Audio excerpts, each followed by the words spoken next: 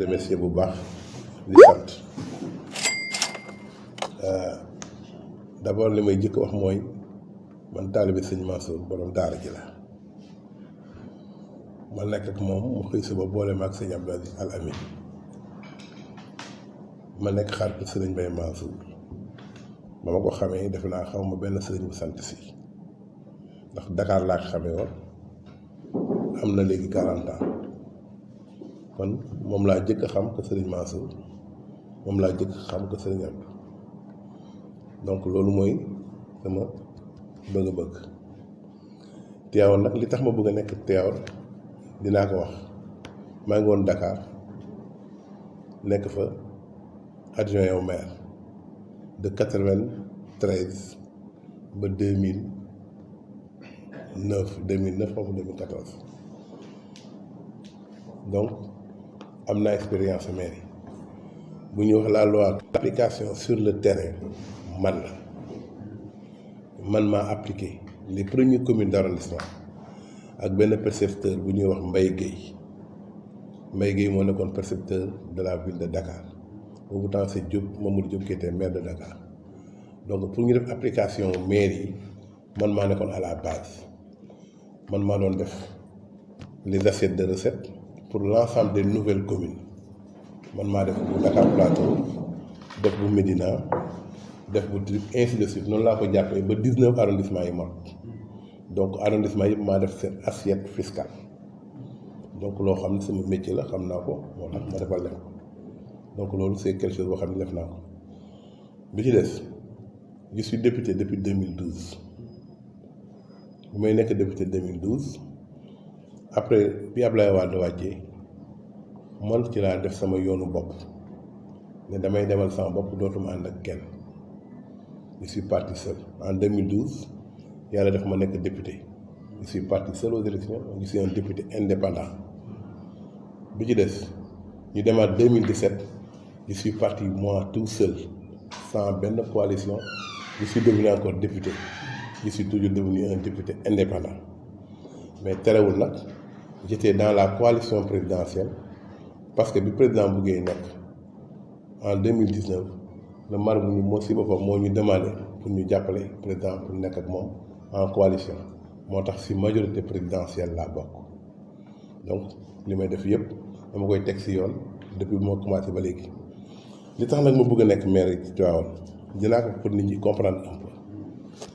fu ñu jëlee dans les assiettes dans le dispositif administratif Tivaouane est devenu maire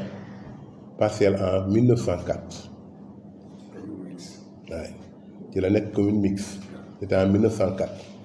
le 1er février 1960 lañ def Tivaouane commune de plein exercice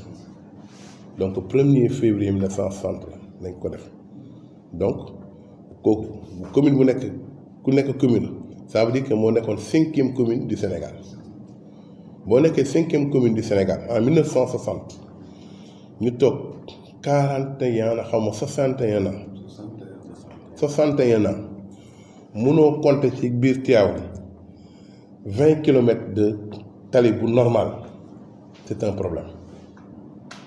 nga nekkaat ci Tivaouane amuloo assainissement bu jag c'est pas normal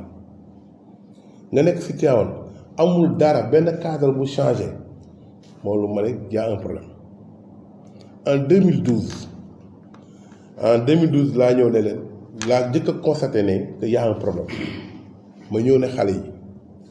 je vais vous former pour ngeen nekk ay politiciens parce que à partir de maintenant comme je suis sur ma voie propre dootuma d'accord dëkk bi ñu koy def ni ñu koy def on va travailler d'ici 2014 fii kenn du fi nekk maire te neexuñu c'est parti comme ça donc léegi lu ma togg la depuis 2012 togg ma ko tey depuis 2012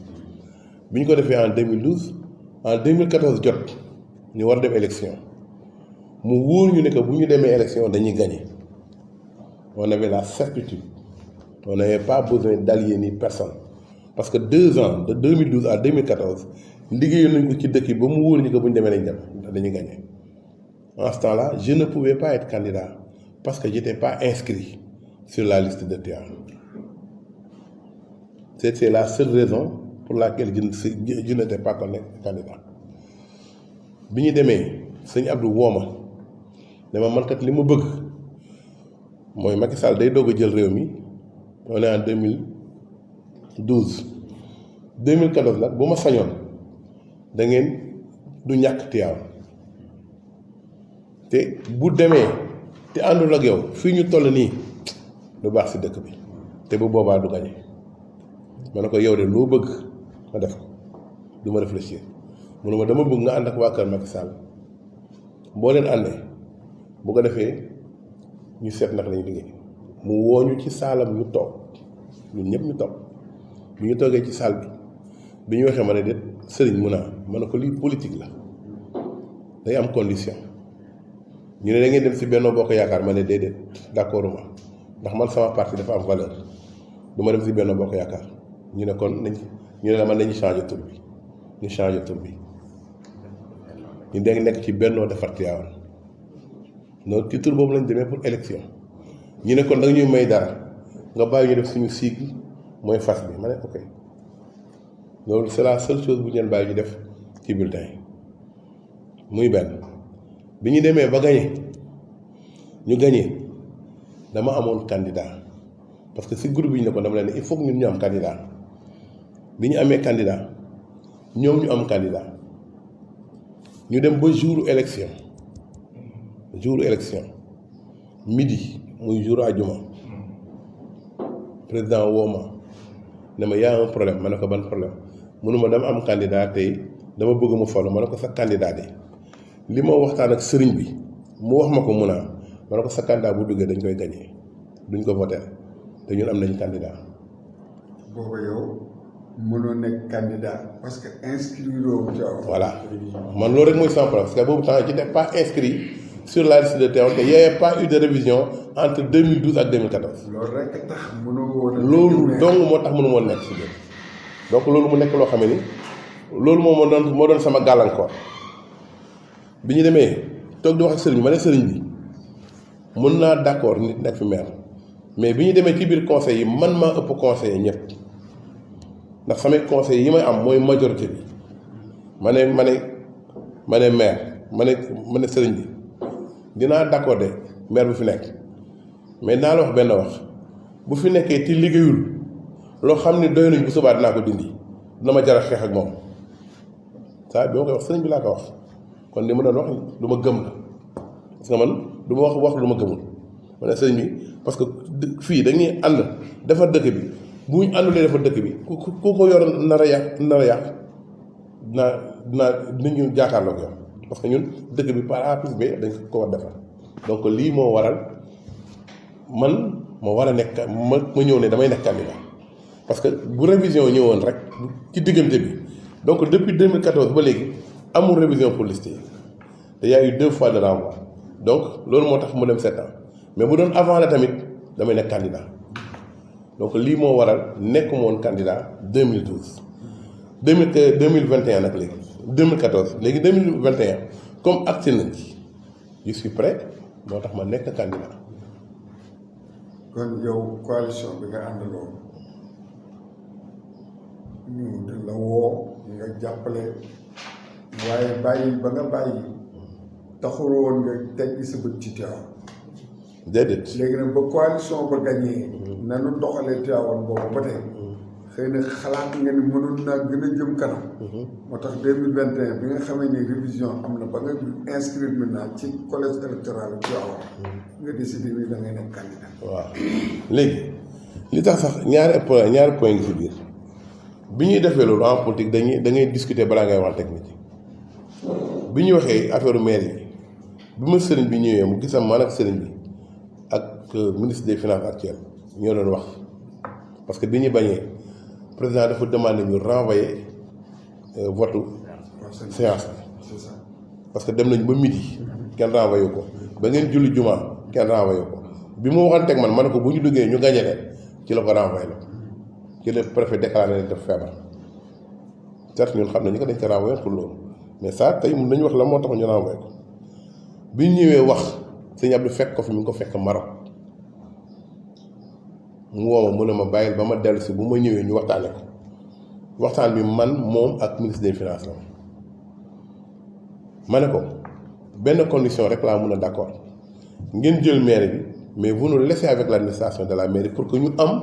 benn heure ci li ngeen di def ñu ne d'accord nañu ñu ne amul benn problème adjoint yi waxuñu ci sax mais daf ñu wóoroon nekk adjoint yi ni que ñun bu ñu demee au vote adjoint yi ñoo leen di jël la preuve en est que tous les adjoints actuellement yi nekk dans la mairie c'est des gens qui étaient dans ma liste maa leen dugal ci liste bi maire dugalu leen ci liste bi ñoom ñetti ñëpp ñi nekk adjoint maire tey ñëpp man maa leen dugal ci liste yi pour ñu nekk conseiller donc ñoom dañuy ne moom yàgg ñu waxtaan ak maire ñoo xam ne ñu waxtaan ak moom dem ànd ak moom ma bàyyi leen ñu ànd ak moom parce que gêné wu ma parce que majorité bi mi ngi si man tuuti donc ragaluma woon ak luñ ci mun di dem am na fi année boo xam ne wala ñaari année yoo xam ne ils ont eu des difficultés pour voter budget bi man la ñu woo man maa leen dajalewaat ak moom ñu toog ma ne nañ leen voter budget bi parce que budget teewoon ñu bañ ko voter gàcce la ci dëkk bi loolu moo tax ñu voter budget yi pendant ces 2 ans mais man li ma naqari woon li ma gën a naqari mooy mësta respecté benn kàddu bu ñu wax ak moom benn kàddu rek. ndax mën nga lu jox exemple. mën naa jox exemple bi ñu waxee ne que nañ def maire yi dañ ñëwoon moom bu nekkee maire l'administration de la mairie ñun lañ koy jox. maanaam secrétaire municipal bi ñun ñoo koy joxe donc il a pris bu dem ba si biir il a joué on a laissé ci biir mairie bi on a les adjoints mais y a les commissions y a les présidents de commission président de commission yi yëpp ñi ci ëpp ci ñu la ñam ba mu def benn muy domañal moom moo ko féetewoo mais yeneen adjoint yeneen président commission yëpp ñun ñoo ko yore woon lan la def dafa xëy suba def bi yeneen commission parallèle yoo xam ni c'est pas des conseillers mu jël leen di leen sant ay liggéey ne ay commission parallèle lañ ñuy def ay action bàyyi les commissions qui sont dans le conseil municipal donc proposition bu ko conseil yi def ci conseil municipal bi du ko appliquer mais day appliquer à côté nam ko bëggee avec ñi nga xam ne ñoom la faral ñu créer seen commission parallèle di liggéey au détriment des conseillers de la mairie donc ça c'est des trucs yoo xam ni ay kàddu yu ñu joxante lañu woon mu changer kàddu yi donc loolu aussi yëpp parce que mairie bi nekkuma ci biir conseil bi mais damay suivre conseil bi au jour le jour dama koy xam donc wanewuma ko doxewuma ko ni ci ñëw si di wax léegi te jaru ko naa bàyyi bu ërëm jotee dinaa ko wax donc lii moo tax lii mooy exemple yi tax biñ ma waxaatee ren pour ñu ànd ma ne non du ma ànd ak kenn je pars tout seul waaw dama bëgg rek mu leer pour que nit ñi xam la taxoon ànd bële bu fekkoon baax na kon bu ñu ma waxaatee kaa ñu ànd damay ànd ak ñoom mais ren dama gis ne que li ñu ànd ak ñoom yëpp amu ci benn kàddu bu ñu mës a respecté ak ñun donc ma ne kon on préfère dem seul bu ñu demee comme léegi surtout léegi man je suis là et je suis candidat te maa ngi fi du ma ànd ak kenn je pars tout seul.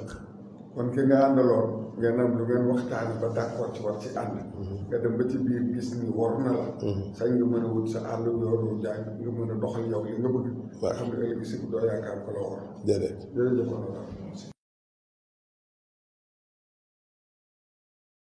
am na ay atu pour dëkk bi seede bi dafa war a nekk atu ñu profité wàll si ñi amul ñu fexe ba ñu am ñi amul ndox ñu fexe ba ñu am ndox ñi amul courant ñu fexe ba ñu amul courant ñi amul tali ñu fexe ba ñu am tali loolu aussi avec l'apport des talibés parce que ñun bu ñu jëlee maire bi talibés yi dañuy participer loolu moom fii laa koy waxee télévision bi ñu ko def les talibés vont participer parce que fii ku fi nekk di nga participer parce que kenn ku ci nekk am na loo fiy jël si loo xam ne pour sa teraanga la loo fiy jël si pour sa bopp kon bu ñu gëm ne que ñun dañu war di jël rek wante war ñoo joxe gëwma loolu dama gëm ne que fii donnant la on est venu pour travailler dañu nekk bu ñu ñëwee pour liggéey nag dañuy àndandoo liggéey nee naa leen bu leen ma jàppale soxla ma ko ma jàppale parce que dama koy wax télévision bi ñëpp di ko dégg nit ñi bu ma waxee ñu ne ma bul ko wax dama koy wax jàppale mooy kaay puus ma dem yow nga toog xaar ma dama ne kaa leen ñu àndandoo liggéey laa wax na kaa leen ñu àndandoo liggéey dëkk bi pour ñu liggéey ko force yëpp dañuy àndandoo ñu liggéey ko. maa ngi lay remercier doyen maa ngi leen di remercier yëpp li nga wax dëgg la Tivaouane lu muy nekkee day nekk passion si bu fekkee da nga siy poser question wala bu fekkee da nga siy wax ndax kenn ku ci nekk di nga ci denc lu bari loo xamee ni di nga ko bëgg a xam wala di nga ko bëgg a laaj te doo xam fan ngay jaar mais man yàlla daf ma dimbale ci lenn question bu ma nit posé ci àddina dinaa la tontu je fais pas de langue de bois gëwuma loolu dama gëm ni lu ma nit laaj rek war naa ko mën a tontu parce que luñ ma laaj am naa ci xalaat bi nag mooy dama war a wax sama xalaat lan la man dafa wax population mais dafa ma décortiquer population dafa ma indi les handicapés indi ma les jeunes indi ma les démunis ainsi de suite d'abord dama lay jëkk wax mooy dans le budget de la mairie il y a une ligne budgétaire qu'on dit assistance aux indigents parce que mairie moom mën naa si bind téere donc ligne boobu war nañ ko mën a doter ba ñii ngay wax bu ñu leen waree jàppale ñu jàppale leen indigents yi ils ont des centres yoo xam ne que ils font de la transformation wala ils font des activités qui les permettent d'avoir de l'argent on les a pas aidés pour ça donc il faut les aider à ce que ñoom qu'ils soient productifs qu'ils ne soient pas dépendants de X ou bien de Y parce qu'ils sont des handicapés ils sont autonomes